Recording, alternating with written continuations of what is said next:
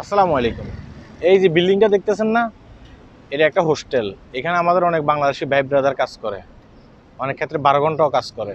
কেন আজকে কথাগুলো বলছি দেখেন, তারা 12 ঘন্টা কাজ করে বাংলাদেশে কিন্তু অর্থ ফাটায়। হ্যাঁ, তো কিছু কিছু মানুষ বাংলাদেশে থেকে এসে এখানে আপনার দেখা গেছে কি 12 ঘন্টা 13 ঘন্টা কাজ করে, 12 ঘন্টা 13 ঘন্টা কাজ করে বাংলাদেশে টাকা ফাটায়।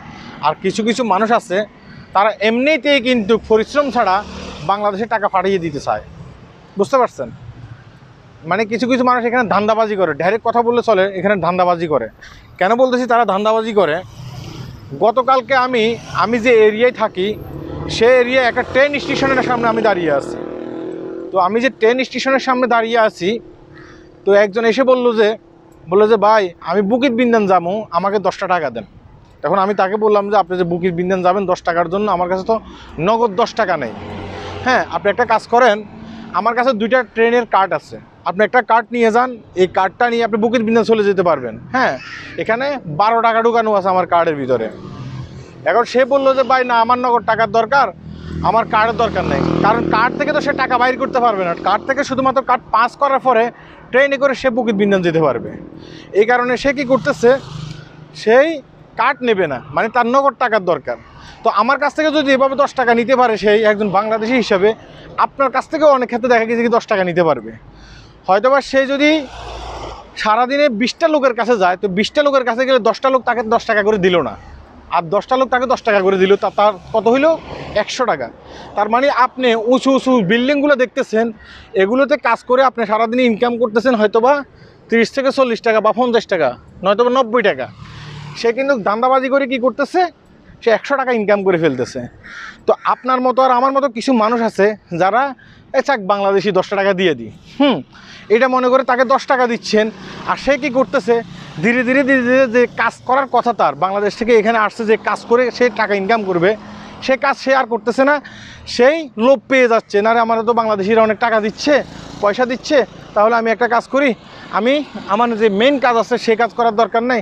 সে লোভ পেয়ে যাচ্ছে, সে এখন আপনার কাছ থেকে আর আমার কাছ থেকে সে কী করতেছে, বাংলাদেশে টাকা পাঠাইতেছে। শুধু এইটা না, কিছুদিন আগে এই গল্পটা আমি আপনাদের সাথে শেয়ার করছি। কিছুদিন আগে দুইটা হুজুর আমার সাথে দেখা হয়েছে। হ্যাঁ, আমার সাথেই দেখা হয়েছে। 2টা হুজুর আমাকে বলতেছে যে ভাই আমরা হাটহাজারী মাদ্রাসা থেকে আসছি, মানে চট্টগ্রাম যে হাটহাজারী মাদ্রাসা আছে না, চট্টগ্রাম হাটহাজারী মাদ্রাসা থেকে আসছি, একটা কাজ করে আমি রাস্তা ফের হচ্ছি, একটু অপেক্ষা করেন। হ্যাঁ, রাস্তা ফের হয়ে গেছি আমি। তো আমরা হাটহাজারী মাদ্রাসা থেকে আসছি, এখানে হাটহাজারী মাদ্রাসার কিছু কাজ চলতেছে। সে একটা রিসিপ্ট নিয়ে আসছে, বলতেছে যে আপনি যা পারেন তা দেন, আমরা অনেকের কাছ থেকে টাকা নিচ্ছি, হাটহাজারী মাদ্রাসার কিছু কাম আছে। এখন আমি বললাম যে ভাই হাটহাজারী মাদ্রাসার টাকা উঠানোর জন্য আপনি ডাইরেক্ট বাংলাদেশ থেকে এখানে চলে আসছেন? বললো যে ভাই হ্যাঁ, আমরা এখানে চলে আসছি, আর আমাদের কিছু সংগঠনও এখানে আছে, তাদের সাথে মিলেমিশে টাকা পয়সা উঠে দিয়েছে। তখন আমি বললাম যে ভাই হাটহাজারী মাদ্রাসার অনেক কিছুই কিন্তু আমি চিনি, যেহেতু আমি চিটংয়ে হাটহাজারীর দিকে দীর্ঘদিন পর্যন্ত ছিলাম। একটা কাজ করেন, আপনি হাটহাজারী মাদ্রাসার কোনো একজন শিক্ষকের নাম্বার আমার দেন, কিংবা যার সাথে আপনারা কথা বলেন তার নাম্বার আমাকে দেন, আমরা ফেস টু ফেস লাইভে একটু কথা বলি দেখি ইমুর মাধ্যমে। সে যখন ওই দৃশ্যগুলো আমাকে দেখাবে তখন আমি বুঝতে পারবো যে হ্যাঁ, এটা হাটহাজারী মাদ্রাসা, সত্যি আপনারা এখান থেকে আসছেন এখানে টাকার জন্য। সে আর দেখাবে না। সে কী করতেছে, সে আর দেখাবে না। কেন দেখাবে না? কারণ সে তো ধান্দাবাজি করতেছে, ওখানে নাম্বার তো সে কাউকে দেখাতে পারবে না। সে নয়সই করে ওখান থেকে চলে গেছে। বুঝতে পেরেছেন? তো এভাবে অনেক ঘটনা ঘটে। আমি এটা একসাথে করছে এই বিষয়টা আমি বলতেছি না, কয়েকদিন পর কিন্তু এই ঘটনাগুলো ঘটে। 1 মাস, 1.5 মাস, 2 বছর পর, 1 বছর পর। করোনার সময় একজন ব্যক্তির সাথে দেখা হয়েছে, সেও আরেক ধান্দাবাজ। সে বলতেছে তার মা ঢাকা মেডিকেলে আছে, তার মা ক্যান্সারে আক্রান্ত। হ্যাঁ, সে যে বেতন মানে যে বেতন পায় সে বেতনে কিন্তু তার মার চিকিৎসা খরচ চালানো সম্ভব না, তাহলে তার মার জন্য যেন আমি কিছু সহযোগিতা করি, এভাবে অনেকের কাছ থেকে সে নেয়।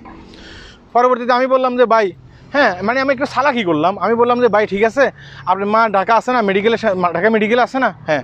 আপনি কি আজকে আপনার মায়ের সাথে কথা বলছেন? বলছে হ্যাঁ বলছি, সবসময় কথা হয়। আমি বললাম যে আপনার মাকে একটা কল দেন, ঢাকা মেডিকেলের এখানে আমার লোক আছে। মানে আমি একটু ধরলাম আর কি, ঢাকা মেডিকেলের সামনে আমার লোক আছে, আপনার মাকে ভিডিও কল দেন, আমি একটু আপনার মাকে দেখি আপনার মার অবস্থা কেমন। ঢাকা মেডিকেলে কোন ওয়ার্ডে আছে তিনি, আমার লোক আছে, আমার লোকজন যাইয়ারে সেখানে তাকে 5,000 লাখ 10,000 লাখ টাকা দিয়ে আসবে। সে আর তার মারে কল দিব না? কি লিখে কল দিব না? কারণ তার মতো মেডিকেলে নাই। আমি যখন এভাবে দৌড়ে ফেলছি সে কিন্তু এটা বুঝে ফেলছে, সে পরবর্তীতে কী করছে এখান থেকে আনতা উনতা করে বাইক এখান থেকে। তো এভাবে অনেক ধান্দাবাজ আছে এখানে, আপনি হার্ড পরিশ্রম করতেছেন মালয়েশিয়াতে অনেক সেকশনের কাজ করতেছেন, উঁচু উঁচু বিল্ডিংগুলোতে আপনি রিক্সের কাজ করতেছেন, রঙের কাজ করতেছেন, আর সে কী করতেছে রাস্তায় হেঁটে হেঁটে ধান্দাবাজি করে 1 থেকে 150 টাকা প্রতি মাসে ইনকাম করতেছে বাঙালিদের মাথার উপরে লবণ রেখে। তাই বলতেছি ভাই, এসব ধরনের দান্দাবাজগুলো থেকে একটু সাবধানে থাকবেন। অনেক দান্দাবাজ আছে আমাদের এই বাংলাদেশ মানে মালয়েশিয়াতে, আমাদের বাংলাদেশি, তারা কি করে এসব দান্দাবাজি করে বাংলাদেশে টাকা ফাটায়, তারা নিজেরা কোনো চাকরি বাকরি করে না। আল্লাহ হাফেজ।